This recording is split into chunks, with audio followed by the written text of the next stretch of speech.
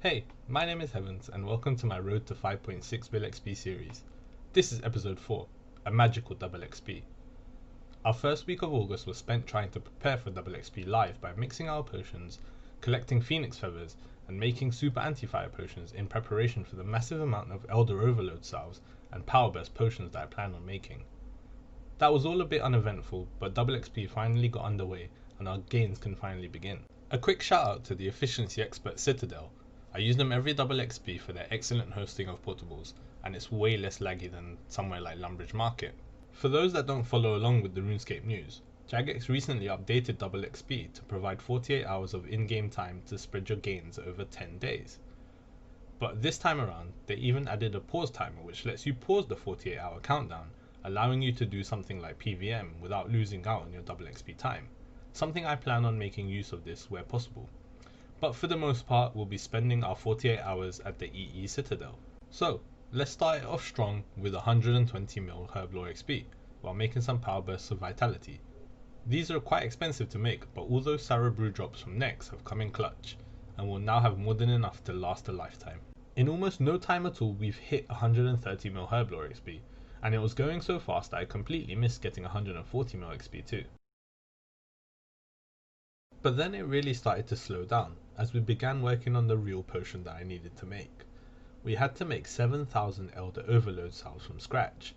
This meant I had to make my extreme potions, make those into overloads, upgrade them to supreme overloads, upgrade those to supreme overload salves, and finally upgrade those to Elder Overload salves. It was all a bit tedious and I regret not having made more extreme potions prior to double XP starting to give myself a little head start. But with that, here's 150 mil Herblore XP. I'm almost done with all of my extreme potions when I finally hit 160 mil Herblore XP. And as you can see by my timer, I've spent quite a lot of time on this milestone compared to the others. A lot of wasted time here, but it had to be done. With 24 hours to go, I'm making some supreme overload salves, and here it is, 170 mil Herblore XP. That last clip really shows you how the grind was starting to get to me, but after some rest, later that evening whilst finally making some Elder Overload salves, we get 180 mil XP in Herblore. The grind is going well, we're getting regular breaks and plenty of water during this summer heatwave, but the real heat?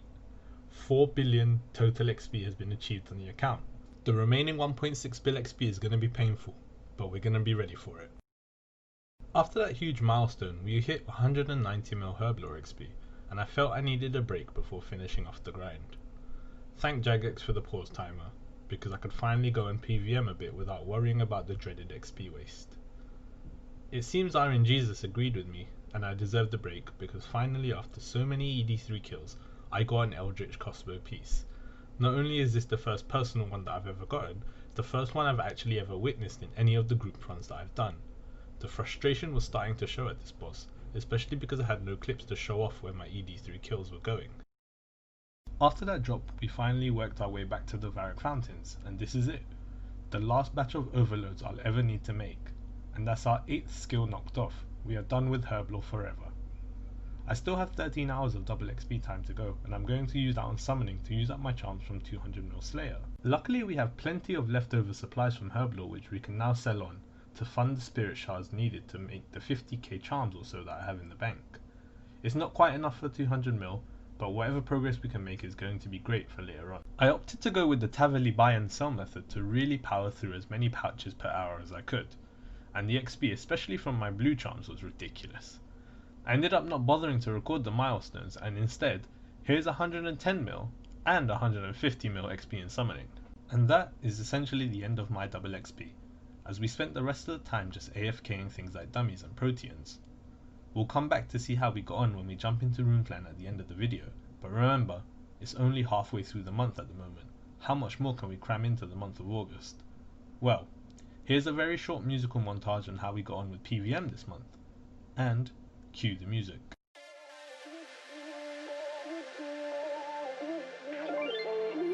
Ain't no love like a real love, but it goes so fast, all tied up like a captive.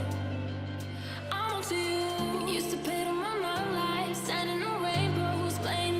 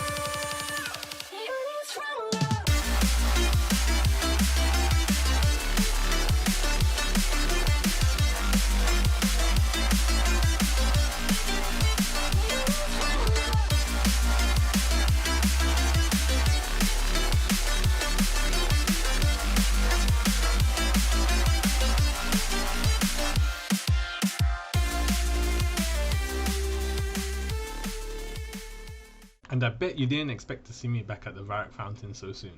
I've got another XP book and we're 15k XP away from the skill number 9. This time we're using it on magic. And there we have it. 200 mil magic has been achieved. We can finally switch our XP to defensive and slowly begin working on that. But more importantly, we now have 19 skills remaining. What a way to end the month of August.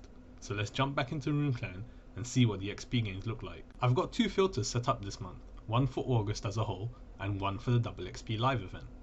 During double XP we gained an impressive 170 mil XP with 88.2 mil in Herblore alone, and an additional 8.9 mil XP in agility by wearing our Silverhawk boots throughout the whole event. Once we were done with Herblore, we focused on summoning, gaining a nice 54 mil XP and getting us just 40 mil XP away from 200 mil summoning, something I plan on achieving if another double XP rolls around anytime soon, which, judging by the comments from Jagex on streams, we may be getting another one just before the end of 2020. The remainder of our XP came from dailies and just random XP gained here and there from proteins and dummies. And now onto the whole of August. We gained 208.7 mil XP with 22.9 mil XP in magic to complete the 200 mil XP goal for this skill. Most of it was just AFKing and PVM while working during the day, as I wanted to take a little break following the hectic grinding sessions during double XP. Woodcutting gains are again going strongly as we ensure our divine use are done as often as possible at reset, but this month I neglected doing my caches quite a bit as I just wasn't in the mood. A lot of wasted XP there, but hopefully we can make up for lost time when we eventually begin the divination grind. So what's the plan for September? I'm actually wanting a little bit of a break, so I've decided to go for an AFKable skill this month. So I've picked firemaking as the next 200 mil skill we aim for. We need around 82 million XP, so it would be quite a boring month ahead, but with work and life needing to be balanced, AFKing this skill should help a lot in managing that. But that's the end of this video. I wanted to ask that if you enjoyed this series so far, please give the video a thumbs up and subscribe to stay caught up on my videos. Thanks for watching and I'll see you in the next one.